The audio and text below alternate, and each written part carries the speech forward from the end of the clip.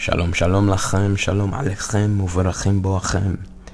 Welcome back to another video.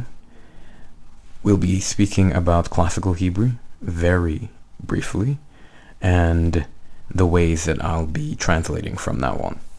So classical Hebrew, to me, is known as Sefas Avosenu, which is Hebrew of our fathers. Literally, it's lip of our fathers, ancestors, you can say parents as well.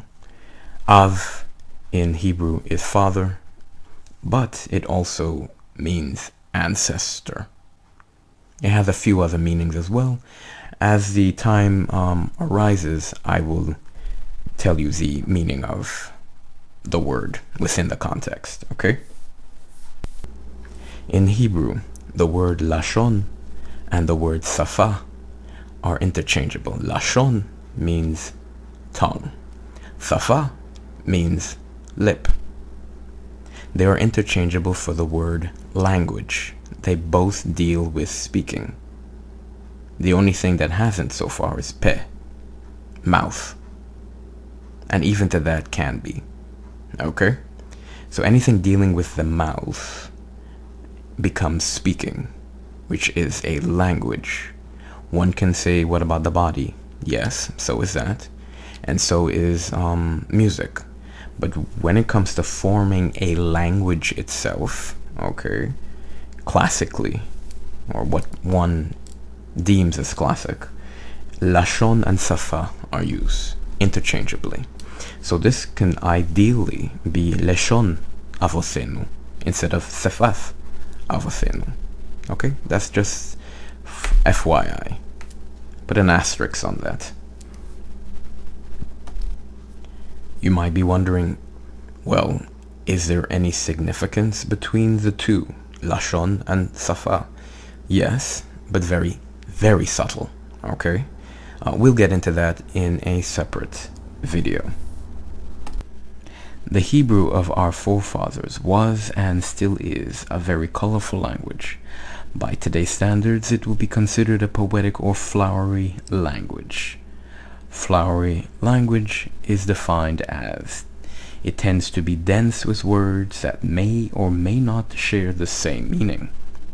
So it's repetitive. They are complex in thought and vague in meaning to some people. Though this language may be viewed as difficult to comprehend, it is imperative that we understand the different time periods in which many writings of the Tanakh were written. With each period came a change in word usage and their meaning. So, fret not. Henceforth I will translate thus, straightforward way and literal translation. Okay? You do not need to know all of this. I'm just explaining the differences between the two translation. Case in point, mize, whence, from where. Literally, where from this. Mepe el pe, or you can say mepe lefe, full, from mouth to mouth. It literally means. Hidna wa hinna, to and fro, literally hither and thither, or in our tongue today, here and there. Ish elechu, one with another, man with his brother, literally.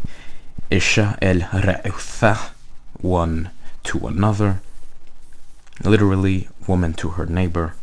Ish el ra'ehu, one to another, literally man to his neighbor. Next, ko wa ko, back and forth, to and fro, literally this way and that way, or you can say this way and this way, that way and that way. Next, mizeh, from here, straightforward, and mizeh, from this. Okay, so going forward, I will be translating whatever I have in Hebrew. I'll be translating in these two ways. Okay, going forward.